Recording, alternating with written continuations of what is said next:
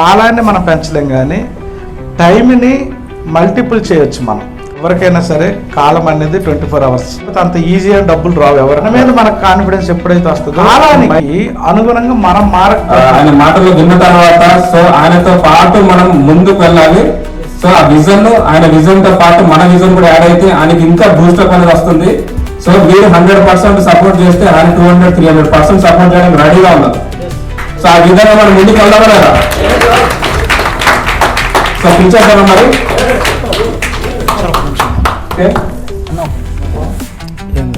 उसका नाम यशा जी, जो 2000 सैनिकों से अकेला लड़ता है उसका नाम बाजी, जो हाथ कट गया फिर भी लड़ता है उसका नाम तानाजी, जो 8 घंटे में घोड़ा दिल्ली से पुणे तक लेके आता है उसका नाम संताजी, जो सिर्फ 700 मराठों को लेकर 30,000 मुगलों को भगाता है उसका नाम राम जी, जो मुगलों के घरों में घुसकर उन्हें उम्र बढ़ाकर जासूसी करता है उसका नाम बहिर जी, जो सैयद बनना का वार करने वाला हाथ ऊपर के ऊपर ही उड़ाता है उसका नाम जिहाजी, जो अफजल खान का सिर काट कर लाता है उसका नाम सरहाजी काजी, जो शत्रुओं के छावनी में घुसकर वार करता है उसका नाम धनाजी, जो शेर के साथ लड़कर उसको फाड़ डालता है उसका नाम छत्रपति संभाजी, और इन सबको एक साथ लेकर स्वराज्य निर्माण करता है उसका नाम छत्रपति शिवाजी।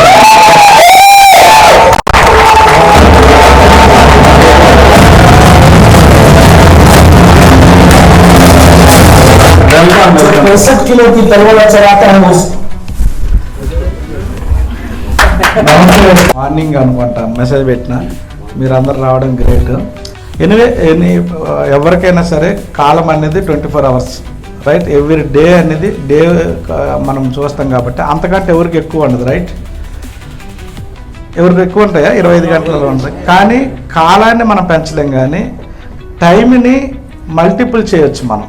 అంటే మనం ఒక్కరి పని నలుగురికి చేయొచ్చు, నలుగురి పని 8 మందికి చేయొచ్చు, 8 మంది పని 50 మందికి చేయొచ్చు. అది సింపుల్ లాజిక్. అంటే మల్టిపుల్ చేసుకుని వెళ్తే ఇప్పుడు ఒక ధీరుభాయ్ అంబానీ అనుకోండి, వీళ్ళందరూ ఏంటంటే కోట్లు ఎట్లా సంపాదిస్తారంటే వాళ్ళ కింద కొన్ని లక్షల మంది కొన్ని గంటలు వర్క్ చేస్తూ ఉంటారు కాబట్టి కోట్లు వస్తాయి. లేకపోతే అంత ఈజీగా డబ్బులు రావు ఎవరికి కూడా.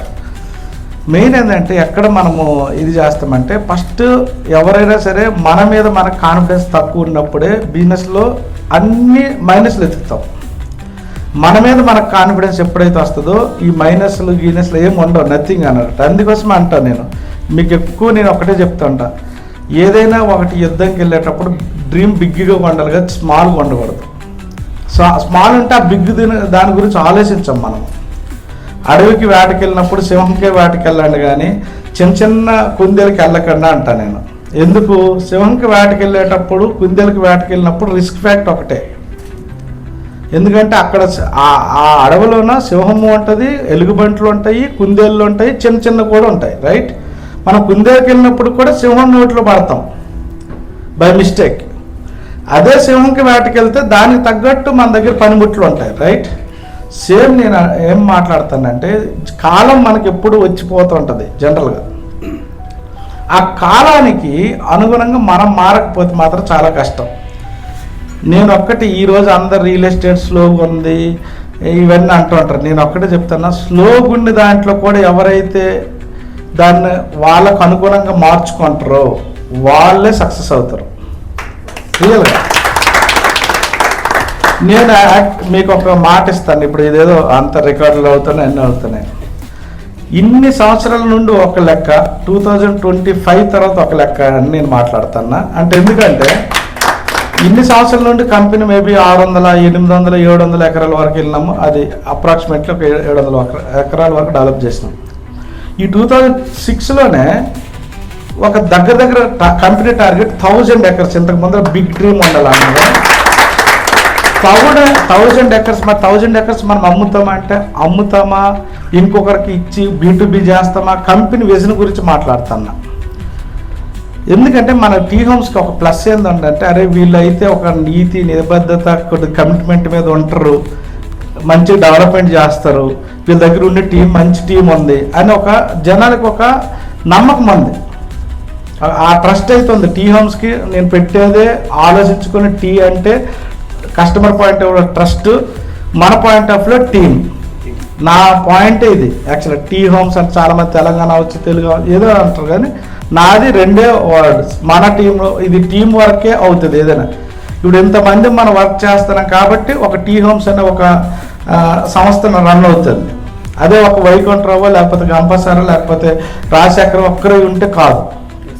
మీరందరూ వల్లనే ఈ స్టేజ్కి వచ్చిందని నేను చెప్పగలను. ఫస్ట్ సెకండ్ వన్, నేను ఇంకోటి సెకండ్ వన్ ఏమంటున్నా ఫైనల్గా ఒక మాట, అది దాని గురించి డిస్కషన్ చేస్తున్నా. మనము 1000 ఎకరాలు అన్నారు కదా సార్, మరి 1000 ఎకరాలు లాస్ట్ ఇయర్ మొత్తం చూసుకుంటే ఒక 40-50, ఇప్పుడు 2 మొత్తం కలిపి 100 ఎకరాల వరకు వెళ్ళినాం. 1000 ఎకరాలు ఎలా చేయవచ్చారంటే ఈ రోజుల్లో ఎకరాలు కొని చేయాలంటే చాలా కష్టం జనరల్గా. ఇప్పుడు ఎక్కడ చూసినా ఎకరం 2 కోట్లు 4 కోట్లు ఉంది, మీకు తెలుసు. ఇప్పుడు అంత ప్రాక్టికల్గా మీకు మాట్లాడుతున్నా. 2 కోట్లు అంటారు, ఒక మంచి ఏరియాలో 4 కోట్లు అంటారు ఎకరం. ఒక 10 ఎకరాల ల్యాండ్ కొనాలన్నా సరే 2 కోట్ల దగ్గర 20 కోట్లు ఇన్వెస్ట్మెంట్ పెట్టాలి. అయితే ఆ 20 కోట్లు ఇన్వెస్ట్మెంట్ పెట్టిన తర్వాత ఆఫ్టర్ పర్మిషన్కి వెళ్ళాలి యాక్చువల్గా.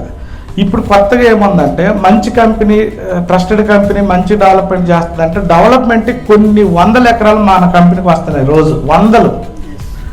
ఈ అవకాశాన్ని కంపెనీ యూటిలైజ్ చేసుకుంటుంది, అంతే లాజిక్. అంటే వెనకటి 100 కోట్లు పెట్టుబడి పెట్టి 50 కోట్లు పెట్టుబడి పెడితే ఒక 50 ఎకరాలు వచ్చేది కాదు. ఇప్పుడు 10 కోట్లు పెట్టుబడి పెడితే 50 ఎకరాల ల్యాండ్ వస్తుంది.